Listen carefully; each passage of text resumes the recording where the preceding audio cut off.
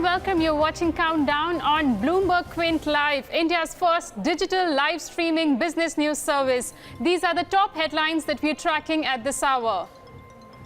It's a 7th straight day of weakness in the markets. The Nifty slips below the 100-day moving average mark of 9763. Sell-off intensifies in the PSU banking stocks. The currency too has weakened for the 5th day in a row, tests 6-month lows of 65.60 to the dollar. Divi's Laboratories is the worst performer on the BSE 500 index after the US FDA's observations on the Vizag plant were made public. Science slips as much as 10% in trade after 12% of equity changes hands in multiple block deals today. And Pyramid Finance enters into the home finance space, targets assets under management of 15,000 crore over the next 3 years. Well, thanks for that, Navneet.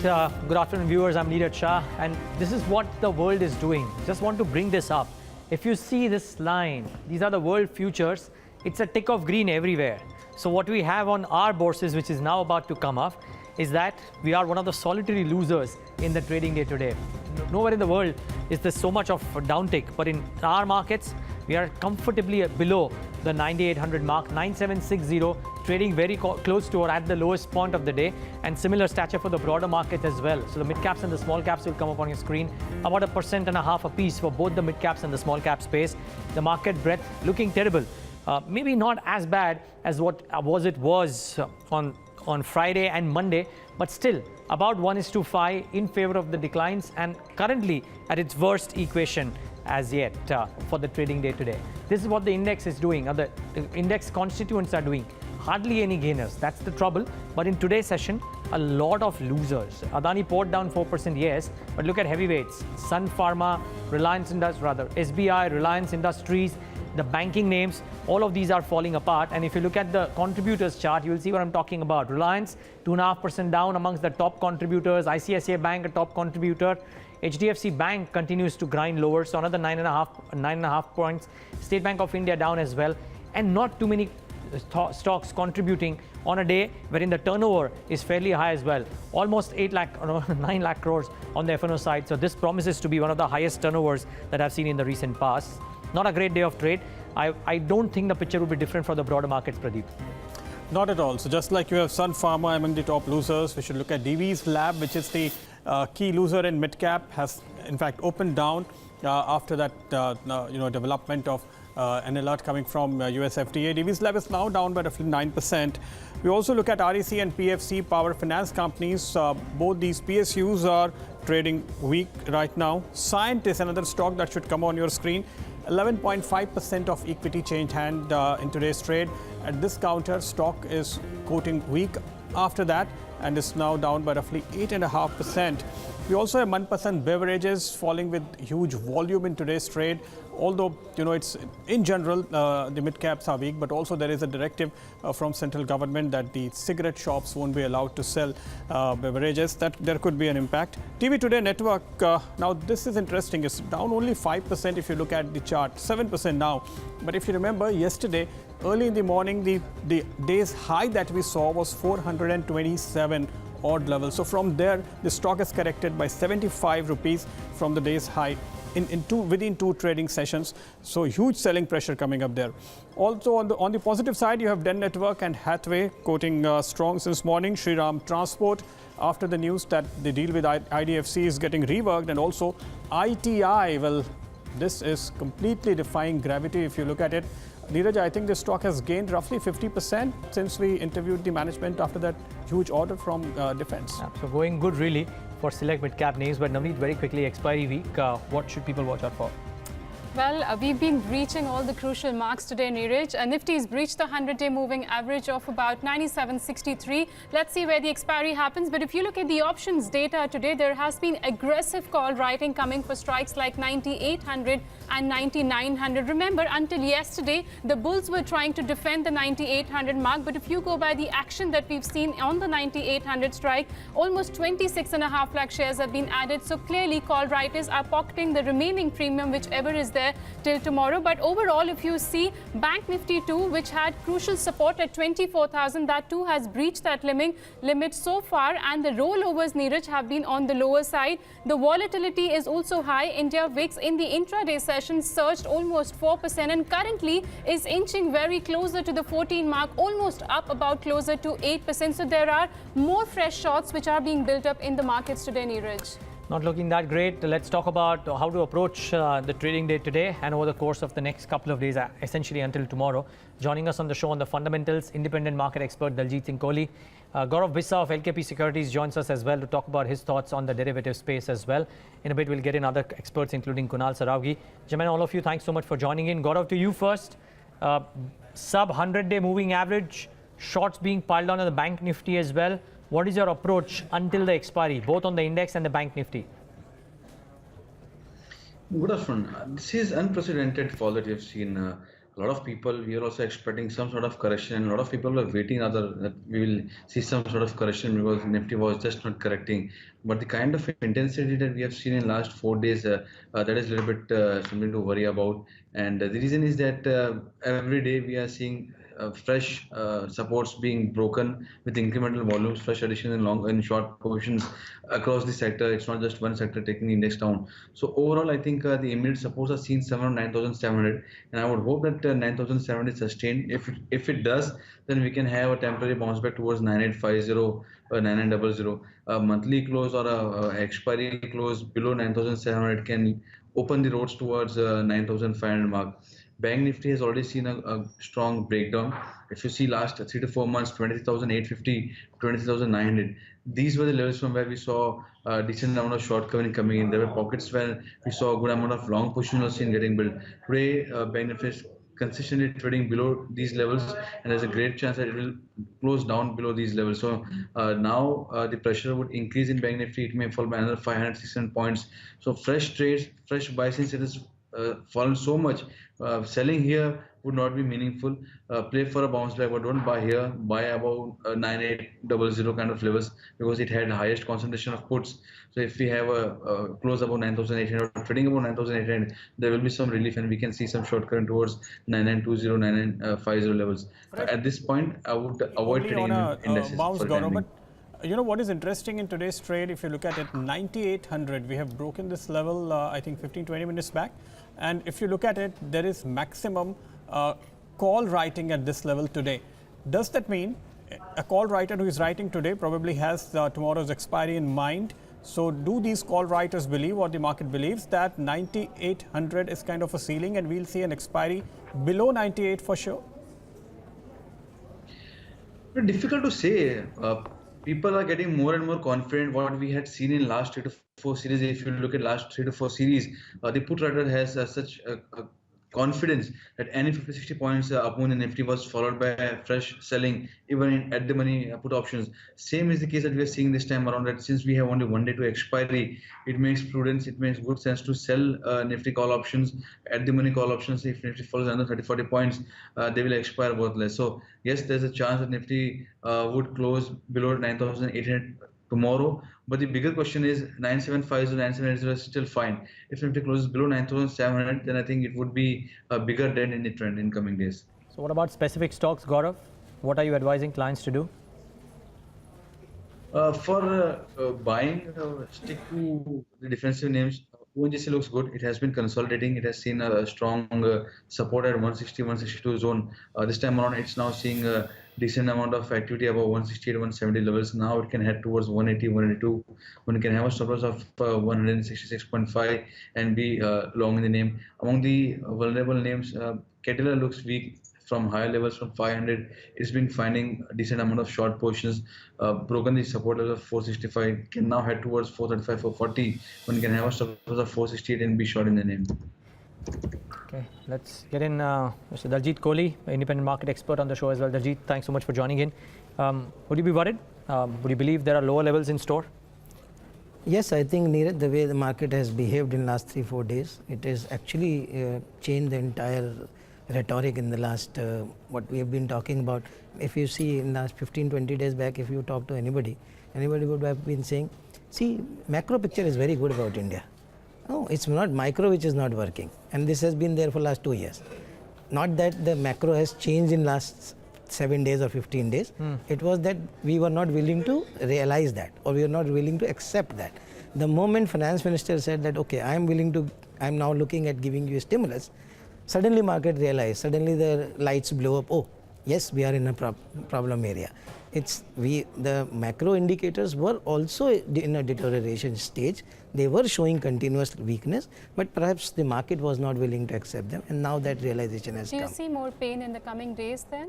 Yes, I think especially for mid caps, I think there is a lot more pain left, because by no stretch of imagination you can justify the multiples that they are trading.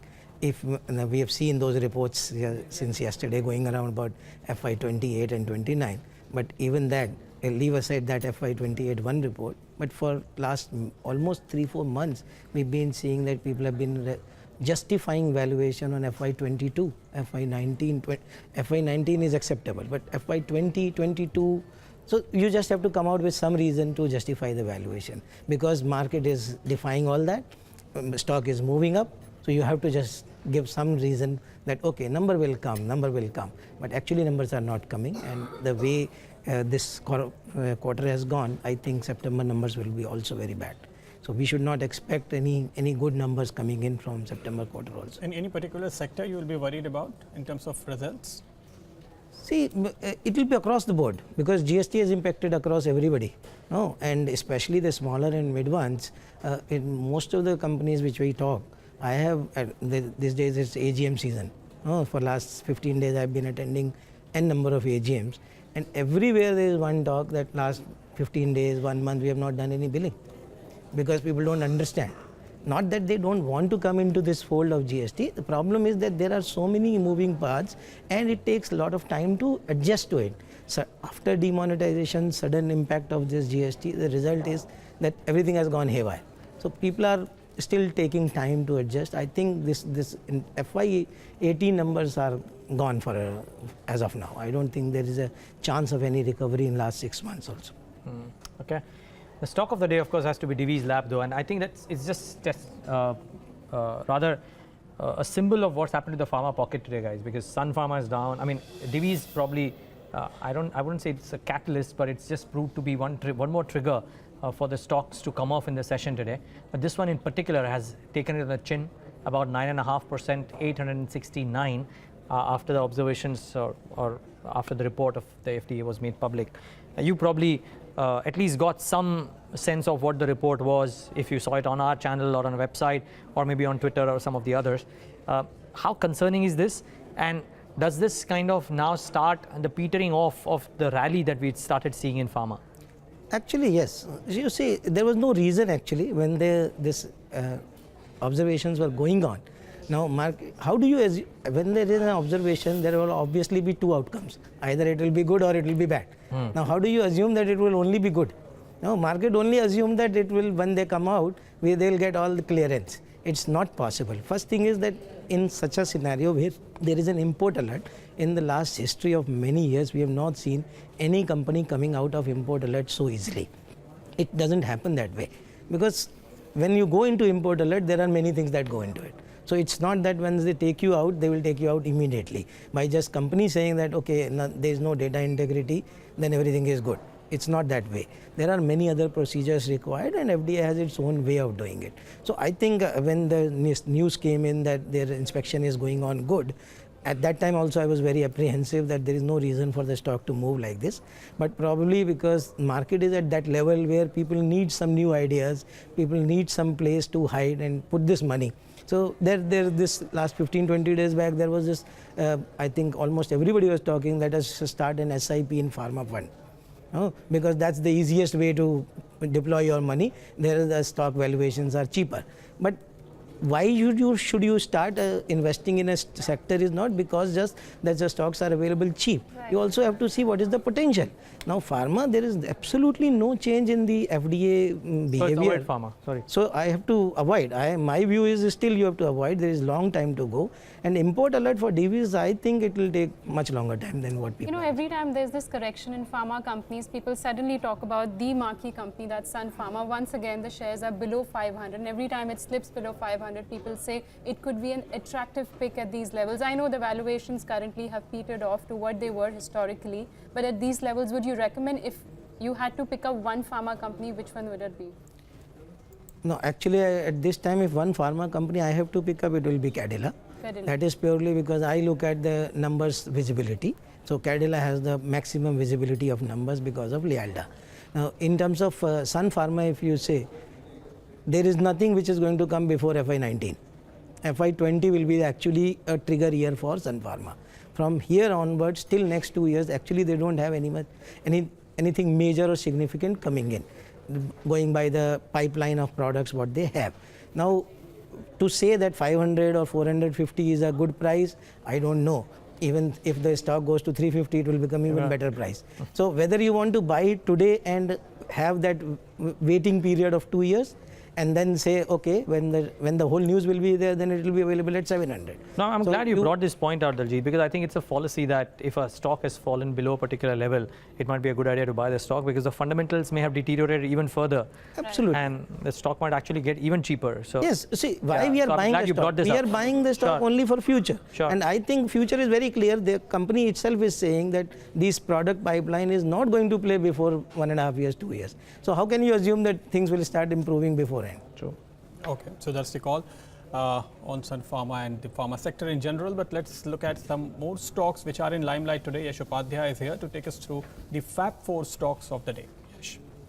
Well, good afternoon, Pradeep. So we have shares of Den Networks rising more than what they did in the past 5 months, gaining almost 12.5% intraday after ET now reported that Reliance Industries is likely to acquire stake in the company. We have Shriram Transport, which is another counter buzzing in trade today. The stock is up about 4.5–5%, with volumes too coming in moderately high at around 5 times the 20-day average after ET now reported that Shriram Group Company and IDFC are in talks for a rework of their merger deal under rising investor pressure.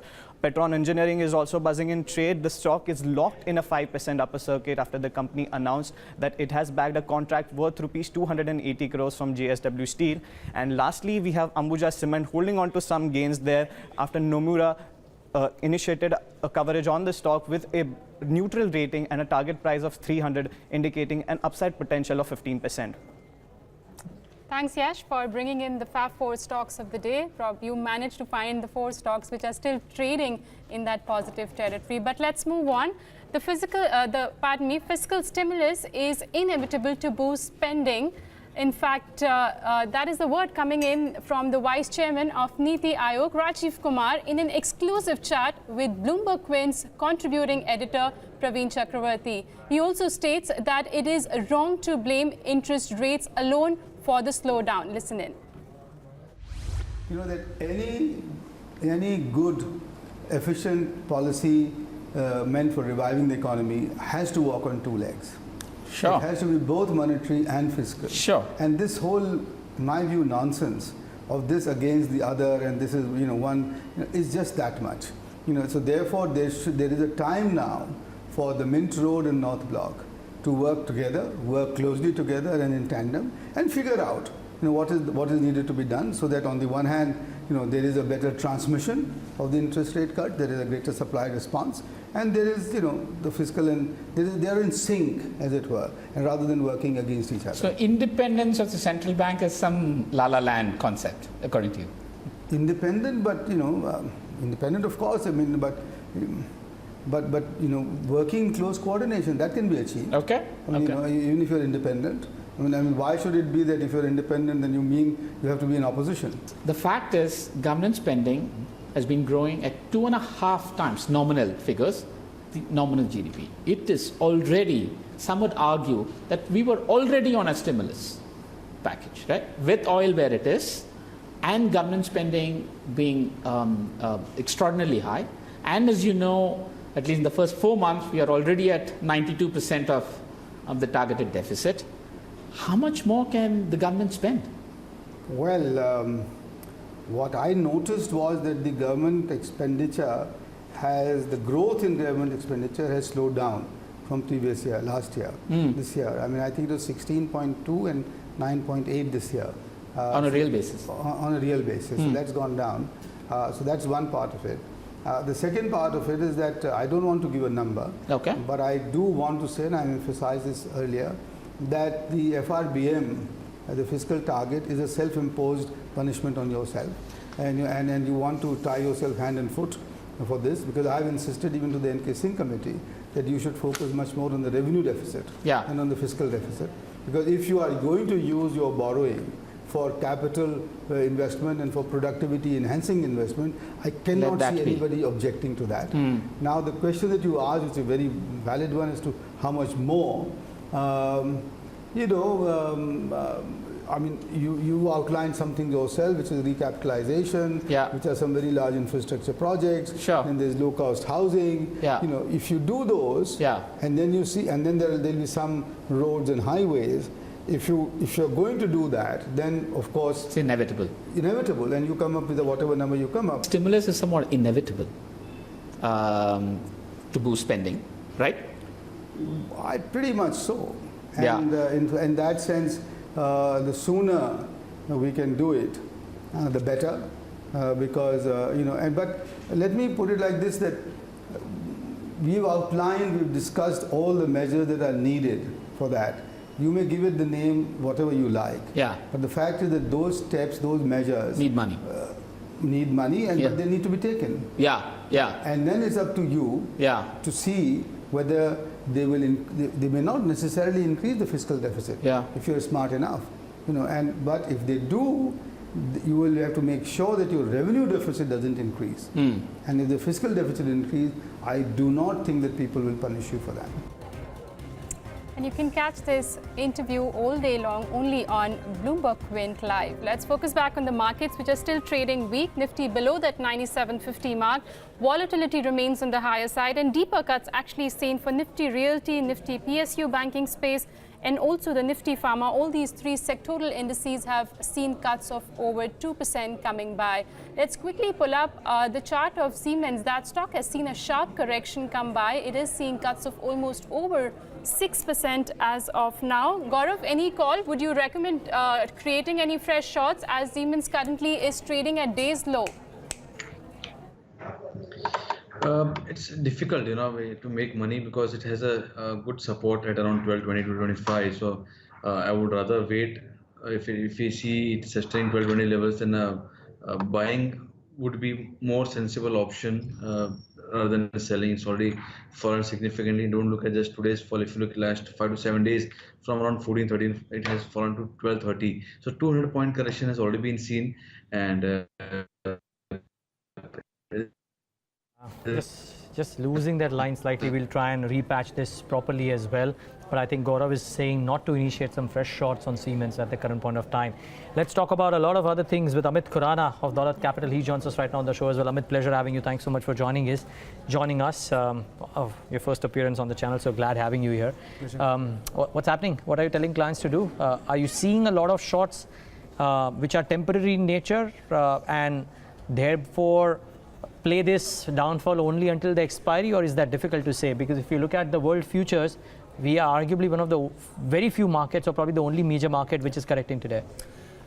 Well, I think it's not a question of futures building out of the market from a derivatives perspective, clearly. I think what we are seeing is probably a realization that the earnings growth will probably not be as good for second quarter. And also the emergence of some major headwinds, crude moving up, economy not showing signs of revival. I think there's a sense of things not going on the right track. So technically speaking, we have not seen any major shorts building up as of now, but obviously there is a question of some of the selling happening on the long positions. But having said that, the data will probably corroborate this further, but the rolls have not been as bad till now for the kind of expiry time we're facing as of now. Rolls have been okay, but I guess it's got to do more with the liquidation on some of the long positions that we're witnessing, and therefore this kind of sharp sell-off that we're seeing. If you look at the kind of positions that are getting built up today, there are fresh short build-ups in Nifty Bank, in HDFC Bank, and Yes Bank. These are some of the top performers so far. So we were also just listening to Mr. Rajiv Kumar, the Vice Chairman of Niti Aayog, and he is strongly advocating a stimulus. Now, how would you really see the impact of a stimulus on banks? Because maybe there will be some demand pickup, there will be some loan growth, but if bond yields harden, if liquidity kind of tightens due to a stimulus, what would be the net impact on the fundamental performance of these private sector banks? Well, private sector banks have been performing irrespective of whether there is a stimulus or not. I think the bigger question is that you need to start the lending cycle from the public sector banks per se and start the corporate capex cycle. I think that's the bigger sort of direction that has been taken on the stimulus talk. But you look at it from the perspective that we know the central government's fiscal deficit is sub 4%. But if you account for that with the state governments, we are closer to 8% number. So is there a scope? That's one. And secondly, also keep in mind that the headroom available for a major stimulus is fairly limited in the context that if oil prices start moving up and the fiscal balance sheet has to provide for some subsidy at a certain point of time, because they would obviously not be able to let it go up relentlessly, because that has its own impact on inflation numbers. So I guess it's going to be a pretty tightrope walk. See, $15–20 billion of stimulus here or there really is not going to move the needle too much. I think the bigger issue that we see, and something that we've been talking all through the last 12 months, is the issue of recapitalization of public sector banks. Unless the balance sheets gets recapitalized, because we've had the recognition of the NPAs, fine. Provisions made, that's fine. Obviously, some of these will get resolved over the next 4–5 quarters as the NCLT part takes over. But where is the fresh kicker for them to start lending again? Whether it happens at the corporate level or at the retail level, I think that's where the issue of recapitalization is far more important than anything else. Yeah, and there was a very interesting note, Pradeep, that came out from Credit Suisse today. They did this CIO trip, and where they speak to senior government officials, technocrats, managements of companies across sectors. I think the number one point that they made is that there is an increasing conviction on raising the recap amount for the PSU banks. Short of that, and even though there are concerns on this whole cultural moral hazard, all of that remains. Across India Inc. think tank and government think tank, there's an increasing need for the PSU recap amount to go up. Failing which, this whole lending mechanism to start off capex may not start off in a hurry.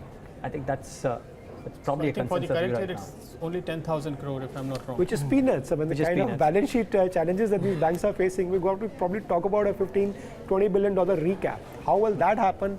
That's been our key sort of negative point on the PSU banks. That's the reason why all the money managers were probably accumulating only private banks. And now if you see, traders shorting even these ones, is there a serious valuation concern?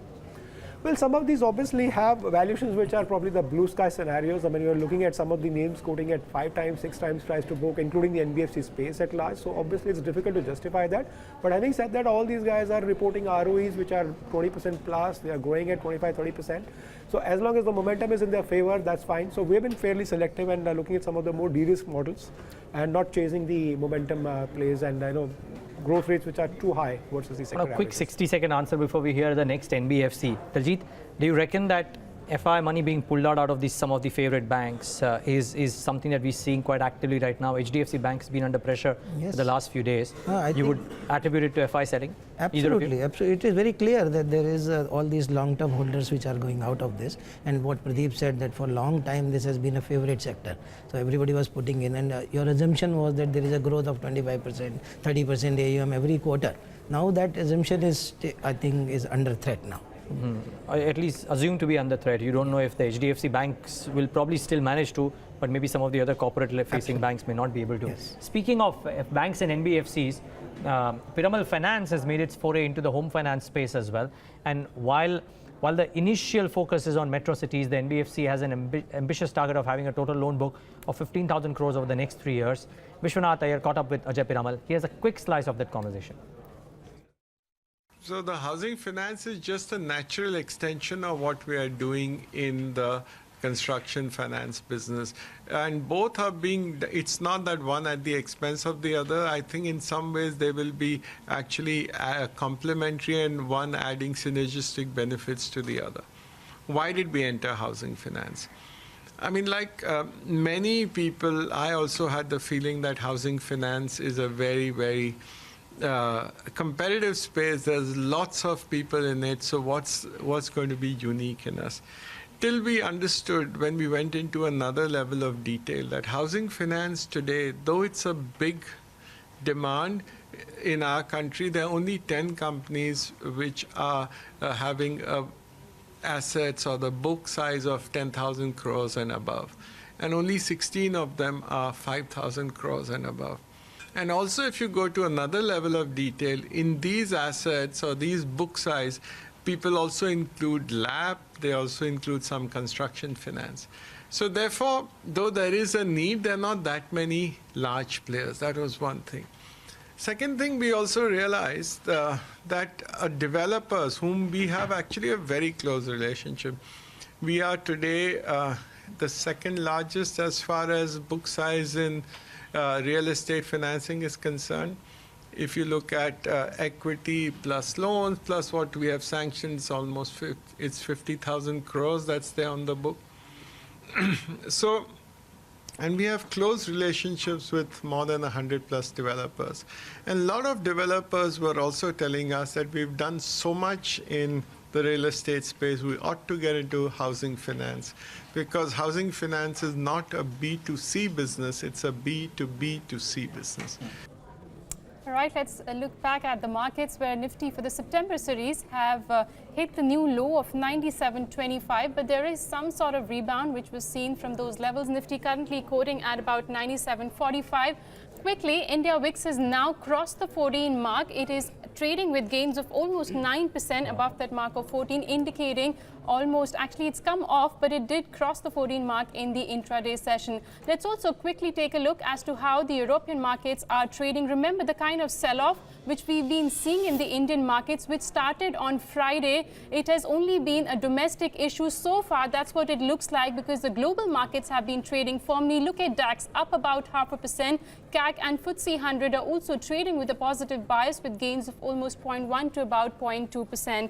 Daljit, just want to get a check. So far, our markets, the kind of infusion of funds which we are seeing from the domestic institutions, everyone's been talking about SIPs and how one should put money in mutual funds, and that's the trend actually which started post demonetization. I was just reading a note of Macquarie yesterday where there were some road shows being conducted in US and EU. They've said that the FIs are actually jittery about not only the valuations that the Indian stocks are quoting, but there are other issues. Job creation, private capex has not been picking up. What is the reason that these domestic institutions are putting money, and at these levels, what do you think their strategy would be? See, domestic institutions are flush with money, because you have closed all the other avenues of investment. So real estate, which used to be a favorite for most of the people, the commodities, gold used to be a very favorite asset class. Now those are somehow, because of whatever government has done and what equity markets has been doing for last 3 years, they have been given a backseat. So there is a lot of money which is flowing to equity class. Now this is a very important factor that, and it is actually a big threat for me. I'm watching this only, that in next 3 months, if the market behaves like what it has been behaving in last 3 days, if this continues, how much of this will remain? The SIP, because whatever people who have been putting money in SIPs, they have only seen good times. Correct. Till now, they have not seen bad times. You see redemptions then. So if once the bad times start, then the test will be there, whether they actually continue or whether they will stop or reduce or what happens. As of now, it is not known, and it's just anybody's guess. But I think that is where the test will be. So next 3-4 months, we need to see what kind of this momentum of liquidity, domestic liquidity, which continues or not. Keep in mind, if you want to know more about mutual funds, 3:35 every Wednesday, which is today as well, the mutual fund show, live on BloombergQuint.com, and you can catch all your queries about mutual funds on that show. So keep in mind that is one show that you can log on as well. By the way, a lot of viewers tuning in, some questions that are coming on as well. So Hemachandran Srinivasappa, I hope I've got your name correct. But yeah, your questions about updates on AB Capital. I think updates on a lot of new companies, the new kid on the block today. We'll talk about that too. Pushkar Anand is asking about what's the view on the market by end of December 2017. Pushkar, I would presume that that's slightly far away. People probably have a slightly more sanguine view on this. But maybe we'll take an AB Capital question or the ICICI Lombard question in a bit. A quick 30-second view, Amit. December 2017, difficult to predict? Well, directionally, we've been fairly negative on the market over the last couple of months. We think that we'll probably get into a time correction and with some sharp value corrections of the types we are seeing today. So our sense is will probably be lower than where we are today. Substantially lower? Well, our worst case is quite negative, but I don't want to sound out too bearish. Having said that, we'll have a step down correction. It will not be a continuous one-way correction. We'll take a step down and probably spend some time. But I would probably be more cautious than ever I've been throughout the What is your calendar worst year. case scenario, by the way? He doesn't want to sound too bearish. Maybe a 10% correction on the index from the top. That is not really that bad. I mean, But the stocks will correct much sharper. Trust me, yeah. So you're looking at 25%, 30% corrections, and believe me, even some of the stocks have already corrected by 25%. And we have not even realized that. Correct, but we kind of bottomed in November, and since then I haven't seen probably even 1 month where we have closed negative. This would be probably the first time when we'll have a negative monthly close. That's So precisely every the year- point. Every So- year you get a 10% correction. It's not quite Yeah, uncommon. so the index will probably be a deceptive number. If you see some of the stocks other than the index, they have corrected pretty sharply. But what worries me is, your comment that there could be a time correction. So, what you mean to say is we may correct 5 to 10%, and then we are going to spend some time here. You mean to say the earnings growth is a few quarters away? Yes. So it looks like, so if second quarter comes out pretty poor, which is the early festival season pickup also, then you're probably looking at Q3 also getting wiped out, because essentially your peak demand is already passed through. And therefore the risk of earnings are great. By the way, in the last 4 weeks, we've already seen FY19 numbers going off by about 3.5–4%. So we started off with something more like a 20% number that's veering towards sort of 16–17% already. Yeah, well, I think those numbers will change a lot if indeed we see some bout of recovery as well. Though I know it looks slightly shy right now, but let's wait and watch. For now, the market has started off optimistically on every year, only to scale back the numbers. I wouldn't be surprised if the current year numbers come off as well. By the way, I mean, we've had a couple of just a small admission here, a couple of months wherein we have a small negative tick at the end of the month, but nothing too alarming. So Pradeep is right. We haven't had a big correction at all. This will probably be the first month wherein the month-to-date numbers will look slightly terrible. Gaurav, at this hour, 30 minutes left to trade. Is there a stock-specific strategy that you would want to initiate at this point from an STBT perspective? I'm guessing a BTST is virtually ruled out right now. STBT, I would rather again say that since market has fallen quite a bit among STBT, Cadila is one that looks weak. Even at these levels, it can fall towards 445 tomorrow. So that is one name, and CESE that has again broken from the support level. So it has a good support at 995,000 levels, trading below those levels. So there's a possibility that if there's some sort of small correction in Nifty, then CESE might fall another percent and a half. So that can also be taken as a STBT kind of trades. And among the positive ones, or I would say the BTC kind of trade, I think Raymond still looks good. We have also recommended to our clients as well. That is one trade that can see a small bounce back sort of coming tomorrow. So we have been talking about Gaurav Pharma and private sector bank, also L&T and Reliance, some more heavyweights where we have seen a lot of short build up even today.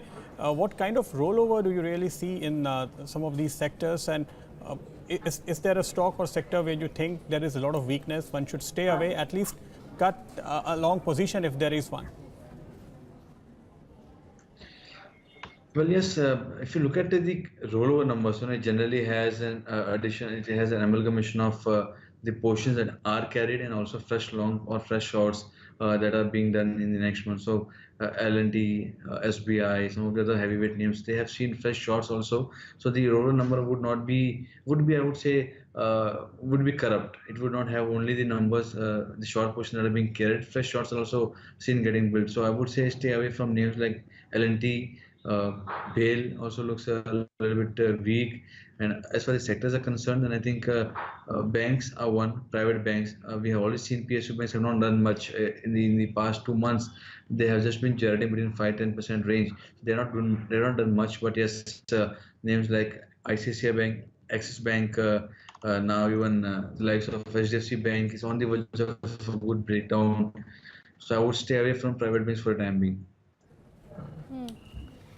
All right, in terms of rollover, Raymond definitely stands out because if you look at the rollovers for Raymond currently is at about 57%. Besides that, other stocks which are seeing high rollover for the October series includes the likes of Mindtree, almost 60%, L&T Finance Holdings, there also rollovers are also in the range of about 55 to 60%. Bharat Forge too features in that list, but Mindtree currently trading with cuts. Let's see if there are these fresh shorts which are being rolled over. But on that note, let's also take a look at the small cap stock of the day. Nikki Marchandani joins us with more details on that. Nikki? Hi Navneet. So market has snapped 5-day losing streak and has risen as much as 9.27%. This is the stock's biggest intraday gain since April 2017. The stock in the last 5 trading sessions has lost nearly 14% Volumes remain pretty much moderate at 3.5 times its 30-day average volumes on NSE, while the trigger behind it is Baltic Dry Index. Now, this is a benchmark for measure of shipping as well as or sea freight rates across the world, and that index has gained nearly 11% in the last 9 trading sessions. The shipping company has a market capitalization of around 1,043 odd crore, Navneet. All right, Nikki, thanks a lot for getting us all those details. But let's also take a look at the sectors which are actually seeing a lot of cuts in today's trading session, and one of them being the Nifty PSU Banking Index that's down by over 2%. And this is one of the key concerns which was highlighted by the FIs, that the state of the Indian banking system is too weak, and I'm sure majority of the banks here which are reeling under pressure are the likes of the PSU banks. Do you think people who are holding these stocks should just exit, or they may get better levels, or there is some hope which is left for these PSU banks, because all people are talking about these bigger banks may just acquire the smaller ones now? Well, acquisitions won't be that easy in Indian market. I mean, it's going to be a pretty tough regulatory fight. So I don't think that there'll be major acquisitions anyways. I think the challenge for the PSU banks, as I said earlier, will be recapitalization. Obviously, government would not let them go down under. I mean, it's politically not a feasible sort of an option. So our, it's difficult to say a buy or a sell straight away, because a lot will depend upon what we get to see over the next few quarters on the resolution part, especially.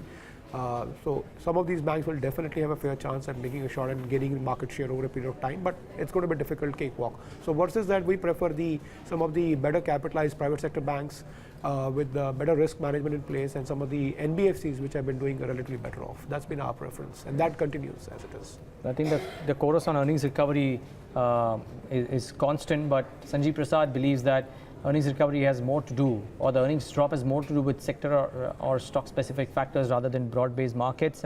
And he was speaking to us this morning. He's a managing director and co-head at Kotak Institutional Equities. Believes that export-oriented sectors such as IT and pharma may see a revival soon. Let's listen in. If you look at the Nifty 50 composition, we have had various one-off things which have suppressed earning numbers over the let's say fiscal 15 to fiscal 17 period. And you had obviously commodity prices which came off sharply. Now they have recovered, so that's helping earning numbers to some extent. You had challenges in the export-oriented sectors such as IT and pharma, and also we had big problems in some of the banking stocks, particularly the PSU banks. There's also the large corporate banks such as an Axis or an ICICI. So there are various factors which have contributed to a big slowdown as far as earning numbers are concerned in the last 3 years. Now, if you look at going forward, if some of these factors reverse, and I'm pretty hopeful that fiscal 19, at least in the case of the banking sector, you will start seeing loan loss provision numbers starting to come down as we start seeing some of the resolutions through the NCLT mechanism, moving ahead. So that could lead to a fair bit of rebound in the earning numbers of the banking sector. Similarly, telecom sector, where earning numbers have got crushed, and to some extent even Reliance's numbers will get pulled down because of losses of Reliance Jio in 2018. Maybe the losses start coming down in fiscal 19 with some improvement in the pricing dynamics of that sector. Obviously, it's still hope at this point in time, but you could see some improvement over there. Similarly, IT, pharma, from low base, you could see some recovery. So it's not, as if you are seeing earning numbers recovery been driven by broad-based recovery in the domestic economy, with strong volume growth, etc. It's more to do with specific factors in several sectors where earning numbers have got hit, given all the sector-specific issues over there. So if you look at our own numbers, we are looking at something like 25% growth in fiscal 19, but obviously that's got very little to do with a big recovery in the Indian economy. It's more to do with some of the specific factors highlighted. So that was Sanjeev Prasad of Kotak Institutional Equities, not sounding too optimistic about earnings though. Time to take a look at what are the top dealing room recommendations. Yatin Mota and Darshan Mehta are here. Yatin, over to you first. Thanks for that, Pradeep. And if you look at the market setup, at this point in time, it looks like after we fell below that 100-day moving average, probably most of the investors and the dealing room guys are, are looking at some caution as far as the trading positions are concerned. So Nifty will be, crucial thing to watch as we approach that 9700 mark.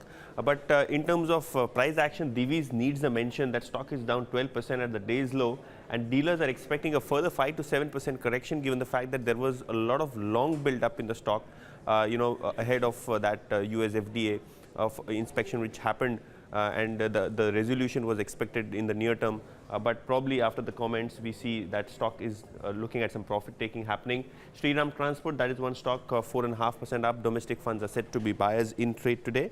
And finally we have Mannapuram, that is one stock which is looking at again some kind of a pressure in terms of delivery based selling, and dealers are again recommending STBT strategy as far as this stock is concerned. Darshan? Okay, so one of the counters that it's down in trade today, it's Sun Pharma. It's down almost 3%. But what dealing rooms are indicating is that the regulatory issues will finally be over for Sun Pharma over the next few months. That's the chatter that we are hearing, and they believe that the Dadra plant will be cleared first and then the Halol plant. So there is a lot of things that are going on in Sun Pharma compliance department right now, and they're trying to get in the plants cleared. So these Sun Pharma is one of the counters that is being spoken about. An order win buzz as far as Tech Mahindra is concerned from a US based company is doing rounds in dealing room. So we'll watch out for Tech Mahindra. And finally, Ashok Leyland is the last one. There is a buzz of a possible corporate announcement. I don't know what it is, but certainly I've heard this from multiple dealing rooms. So we'll certainly watch out for Ashok Leyland. Thanks a lot for that, Darshan. Keep in mind the Tech Mahindra order win is a buzz. It's something that dealing rooms are talking about. So there may not be immediate cheer, but this is something that we're hearing from our dealing room sources. For anybody who wants to trade on any of these stocks, request you to consult your financial advisors first before you go ahead, or your brokers first before you go ahead and try and trade any of these names. Now, I take on board the point, Divi's, it is trading at the lowest point of the day, 12% off.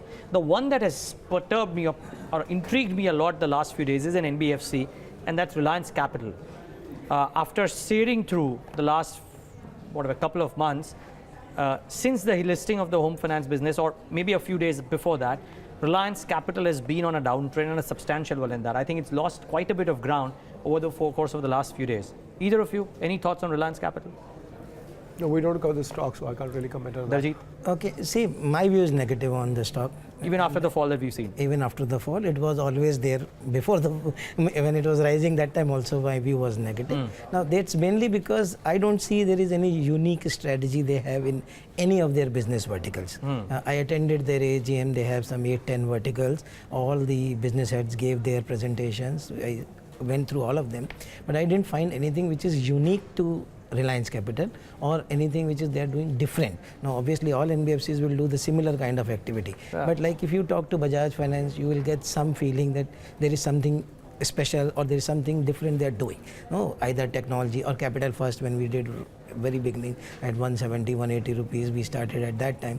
Now when you talk to the management, you get to understand that there is a thought process, there is a vision which will take it forward, which I didn't find any of this. Now, the story which was working in Reliance Capital was demerger of various businesses, get them listed, so value unlocking. Business will get so that is what they are doing. Right. So value unlocking kind of thing. Now, value unlocking is a very sentiment-driven kind of activity, depending upon the market. Today, you might want to give a 20 multiple, but if the market behaves like this for next 1 month, the same multiple will come down to 15. No, or if we find a reverse, then it will be 25 times also. So market multiples are dependent upon various factors. They are not just normally dependent only on fundamentals. That's where I found that we can actually do away with this stock. There are so many other NBFCs available, Bajaj Finance, Capital First, which we have been always following, and they've been working very well. So why not continue with them rather than look for a new one? Is this a good time, Amit, to get into NBFCs? Or looking at your market view, you just stay on the sidelines, preserve cash, and wait for the fall eventually when it comes?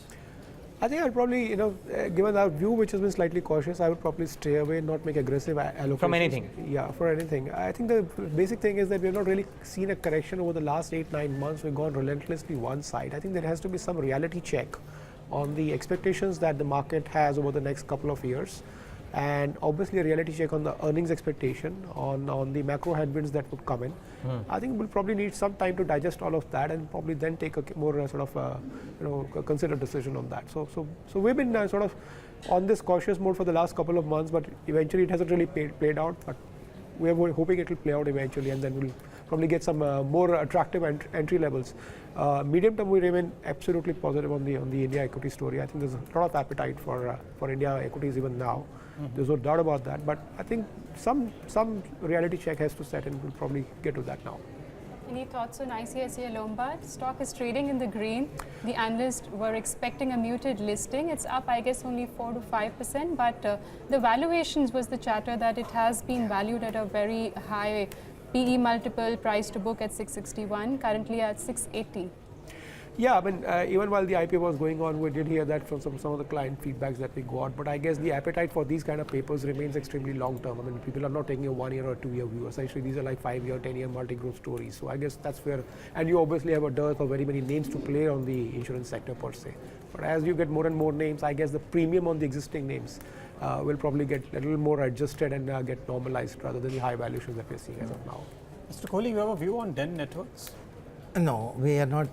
I've not seen that company, and I don't think this is only a buzz that Reliance is buying. Now, obviously, if this kind of thing happens, that will be good for the company. And Reliance, by nature of its activity, will need these kind of things. So we have seen this happening with Balaji earlier. They did. I think there is a potential for these small companies, and that's the only way they can actually do something. But otherwise, on their own sustenance, they will not have ever. They will make money. So standalone entities, there is no point in investing them. Now it is your luck that when you buy and after that the company decides that they can be sold over. So you will start tracking it if it gets acquired. Yeah, then if it gets acquired, then it will be a part of Reliance. No, so then I don't need to do it. No, I will buy Reliance. So it's better for me to always be with the bigger one. No? Do you track Cyient? That's another stock where 11.5% equity got traded today. Stock has been under pressure since then. I met them 2-3 times. I didn't understand what they are actually doing.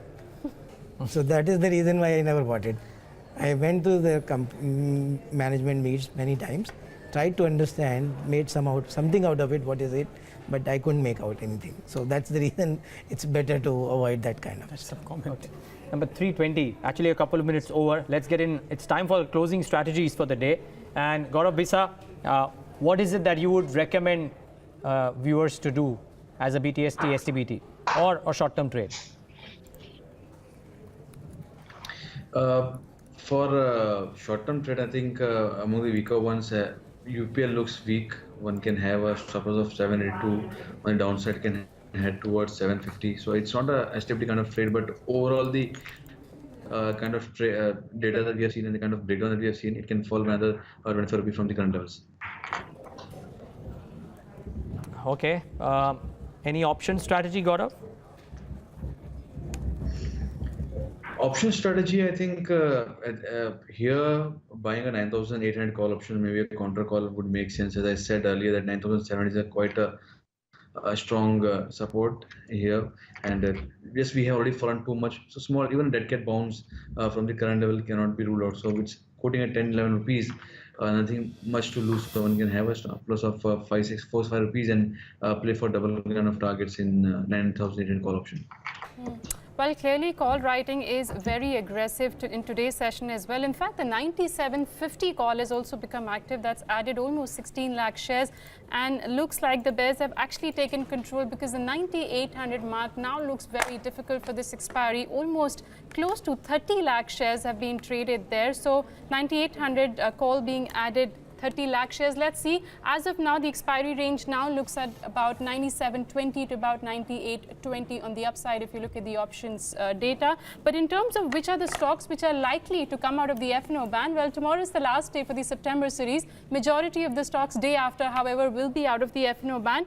But keep an eye on Indo count. As of yesterday, the total F&O exposure, the open interest as a percentage of MWPL was almost 80.4. And remember, for a stock to come out of the F&O ban, it has to breach that 80%. BEML is the other one where it was about 80%, and India Bulls Real Estate could be the other counter. All these three stocks may come out. In terms of which can go, GMR Infra is the one where the total exposure in terms of open interest as a percentage of MWPL, Niraj, was the 93%. And I can see a lot of addition for the October futures for GMR Infra. It looks like it can enter the F&O ban tomorrow. So watch out for these names. This could be active. By the way, a few stocks that have just cracked in the last few minutes of trade, unless I'm very wrong. So Havells should come up on your screen, as should Canara Bank and South Indian Bank. These stocks have looked weak, yes, but the intraday charts, look at that. Havells has just cracked further in the last few minutes of trade. So has Canara Bank, and I think so has South Indian Bank. To an extent, even Reliance Capital has slid even further from the levels that it was trading at. So financials certainly bearing the brunt of the selling pressure in today's session. A couple of other stocks, of course, include PNB Housing Finance, which has also looked slightly weak. Final thoughts, really, gentlemen. Anything that is worth keeping an eye out for once the markets correct and finish their correction? Daljit, let me start with you first. No, I am looking for opportunity to buy the large cap stocks. So it's mainly because of the valuation comfort that is now coming. And I think that there will be a point, like for example, Larsen & Toubro have been looking for quite some time. And I think that there is a chance that it can show some good numbers in next 1.5 years. So after 3-4 years of underperformance, that can start performing well. Reliance has been our top pick for quite some time, so I like that because the numbers will start coming in FY18 and 19. So I think it's a good time to look at those kind of bigger stocks where you always wanted to buy them, but because the valuations were far ahead, you're not getting that opportunity. Maybe this correction is giving you that kind of opportunity. What about you, Amit? Well, we are essentially looking at making allocations across sectors based on one, we believe that the discretionary spending will pick up over the next 18 to 24 months. So play cement, that's one thing that we like. Obviously, as the valuations get corrected, we'll get even more confident about that. And the second which we like is more on the discretionary consumer side. That's another segment that we like to play out. And we're also, sort of averaging that with the value picks, some of the names that we like on pharma in particular, especially mid-cap pharma, where visibility seems to be getting better for some of the names. So that's a theme that we are pushing out for. And then of course the public capex, especially the T&D side. I mean, we're seeing a lot of momentum on the SEB side, spending picking up. We saw the Jharkhand state announcing a big project close to about $800 million. So those kind of sort of names is what we are backing out for. And that's what we are looking to build up positions over the next few months. Okay, gentlemen, stay on. Last 3 minutes of trade. Quickly hand it over to Pradeep for the market wrap. Well, looking at the numbers that we have on the screen right now, 97.37 on Nifty. It's difficult to believe that, we opened the day at 99.20. So roughly 200 points correction on Nifty from day's high. And that was also the open. So when the opening and high is same, that's not a good sign. And also a correction of 200 points. And we are going to close very much near the day's low, whether it is Nifty or Sensex, which is closing with a loss of 435 points here in Nifty Bank. Well, we lost 24,000 level. Finally, we cracked below that level and closing at 23,800 kind of levels. Mid cap and small cap, these segments have been kind of trying to outperform yesterday.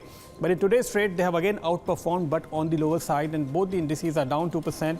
If you look at it, 170 points loss on small cap and 330 points on mid cap as of now. Let's look at some of the key gainers and losers when it comes to index stocks. And you can barely count 1, 2, 3. TCS, Coal India and Bajaj Auto, just 3 stocks that somehow managed to, have managed to keep the head above water. Remaining 47 stocks are in red. And you can see across sectors there are losers: Tata Steel, HUL, ONGC. Pharma was a big loser, so you have Cipla, Sun Pharma, all these stocks actually down. Heavyweights, ITC also losing 1.5%. You have Kotak Mahindra Bank down 1.5%. But right at the bottom, you have Adani Ports and also Reliance. Well, that's a heavyweight. ICICI Bank, another heavyweight. Maruti, Hero Moto. So banking, you have auto, and you have pharmaceuticals, and also Adani Port. These are some of the key losers in trade today, Navneet.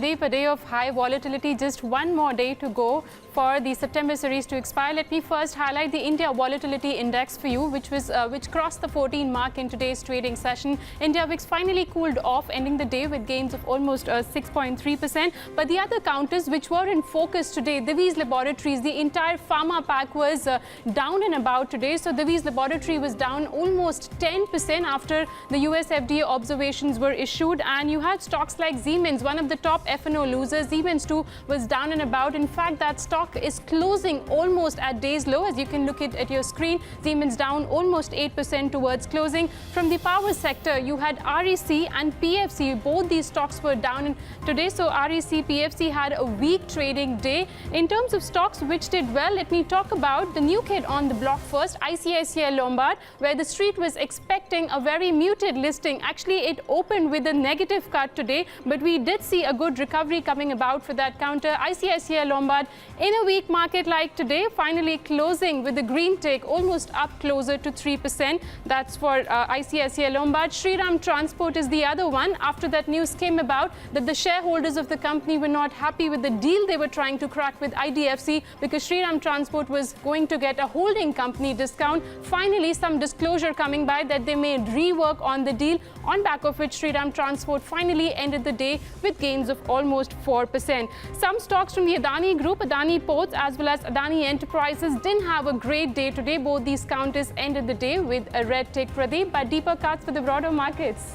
Actually, and if you look at the story through the day, let's look at the Nifty intraday chart and how it opened higher, at 99.20, and then it kept falling through the day.